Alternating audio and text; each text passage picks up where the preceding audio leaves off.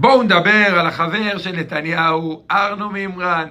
מימרן הוא בחור בן 51, יהודי, צרפתי, בן למשפחה צרפתית עשירה, שבשנים האחרונות בעיקר מסתבך בפלילים. ב-2016 הוא הורשע בהונאה של, שימו לב, אני מקווה שאתם יושבים, 283 מיליון אירו, שזה יותר מ250 מיליארד אירו שהוא גנב מהאיחוד האירופי, ונגזרו עליו 8 שנים בכלא. ב-2021 הוא קיבל עוד 13 שנים על חטיפת סוחר מניות בשוויץ, ובנוסף להונאה ובנוסף לחטיפה, בימים אלו בעודו יושב בכלא, מתנהל מולו עוד משפט על הזמנה של 3 מעשי רצח. בקיצור, איך אומרים? בחור סימפטי, ארנו שלנו. אז מימרן הוא חבר קרוב של נתניהו, הוא חבר שלו כבר מתחילת שנות ה-2000, הוא התחבר אליו, ולאורך השנים, על פי מגוון פרסומים ועדויות של מימרן עצמו, מימרן מימן לו ולאשתו הוצאות שונות ומשונות. אתם יודעים, בני הזוג נתניהו אוהבים מאוד שמממנים אותם. בין היתר, מימרן עצמו אמר על דוכן העדים באחד המשפטים שלו, שהוא העביר לנתניהו 1,000,000 אירו. 1,000,000 אירו לכיסוי הוצאות ולעלויות של מסע בחירות וכן הלאה. כמובן ששום דבר מהדבר הזה לא דווח. ברעיון, אחרי זה הוא נתן רעיון ב-2016 לערוץ 10, אז מימרן טען שהסכום ניתן לנתניהו ב-2001, בזמן שנתניהו עוד היה אדם פרטי. חשוב ציין, יחסית, בסמיכות ל-2001, נתניהו ואשתו גם רכשו את הווילה בקיסריה.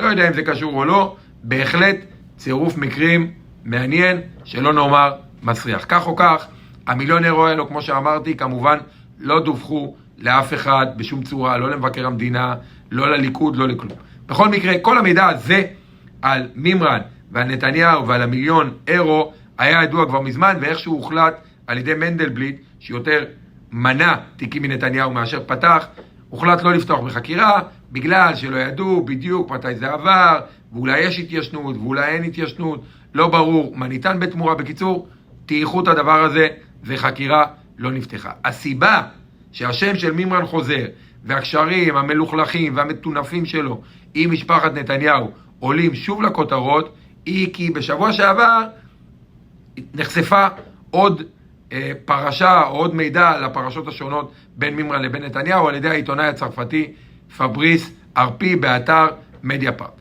בין היתר הוא פרסם מידע חדש ומעניין על הקשרים בין נתניהו לבין מימרן, בהתבסס על הקלטות של מימרן עצמו. הוא פרסם, אני אתן את ההיילייטס, אוקיי? הוא פרסם שהחל מתחילת שנות ה-2000, משפחת נתניהו נהגה להשתמש ולהתארח בדירת הענק של מימרן בלב פריז, כמובן בלי לשלם. כל פעם שהם היו בפריז, הם היו הולכים לגור אצלו בלי כסף.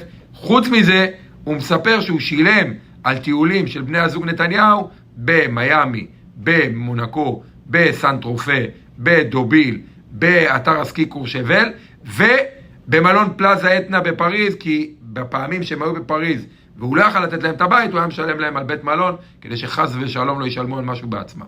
לדבריו הוא שילם בכל המקרים על הכל, וכמובן שבני הזוג נתניהו לא שילמו כלום, כי אין להם ארנק.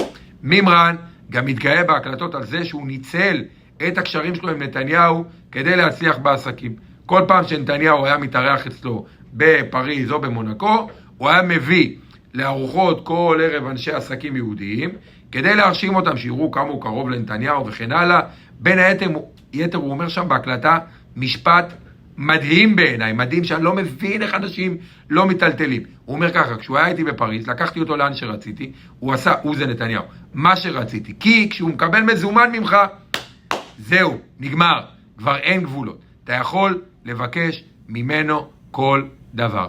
בהקלטה נוספת הוא גם מפרט איך הוא העביר את 1,000,000 אירו לנתניהו באמצעות האוליגרך היהודי גיאורגי בדרי פטרקצ'ווילי, שבמקרה אחר, דרך אגב, הוא מספר גם באותה הקלטה, חוץ מהעברה של 1,000,000, הוא מספר שהוא העביר לנתניהו גם $50,000 למימון חופשה, ועוד ועוד ועוד. בקיצור, הסיפור של מימרן, כנראה לצערי, לא יוביל לחקירה נוספת נגד נתניהו, כי רוב הדברים שם הם כנראה כבר בתוך חוק ההתיישנות, ולכן אי אפשר להאשים את נתניהו בהם. אבל זו עוד דוגמה מעולה לכמה הפך להיות בעינינו לגיטימי שמשפחת נתניהו היא כל כך נהנתנית וחזירית ומושחתת. אני יודע שיש אנשים, אני לא מבין איך, אבל אני יודע שיש אנשים שלמרות הכל עדיין אוהבים את נתניהו וחושבים שמגיע לו לקבל מיליונים מהחברים שלו ולחיות על חשבון אוליגרכים בצורה כזאת מגעילה ונהנתנית, ושאוליגרכים מכל העולם יממנו אותו. אבל אני גם בטוח שההיסטוריה לא תשכח. לא תשכח את הגועל הזה, ובסופו של דבר, למרות שנתניהו הוא ראש הממשלה שכיהן הכי הרבה זמן בהיסטוריה של ישראל כראש ממשלה, אני בטוח שהוא ייזכר בהיסטוריה כראש ממשלה לא ראוי, לא ראוי, מושחת, מפלג, וגם הדברים הטובים שהוא עשה למדינת ישראל, וצריך להגיד את האמת, הוא גם עשה דברים טובים, אפשר להתכחש לזה, אבל גם הדברים הטובים האלה התגמדו מול הפלגנות והשיסוי שהוא גרם, ומול הריקבון המוסרי שהוא יצר, שבתקופתו איכשהו הפך להיות נורמלי. ראש ממשלה מנותק, אין מילה אחרת, פשוט ראש ממשלה מנותק, שדואג רק לעצמו ולמשפחתו, על חשבון האזרחים, על חשבון המדינה, על חשבון העתיד של כולנו. בושה.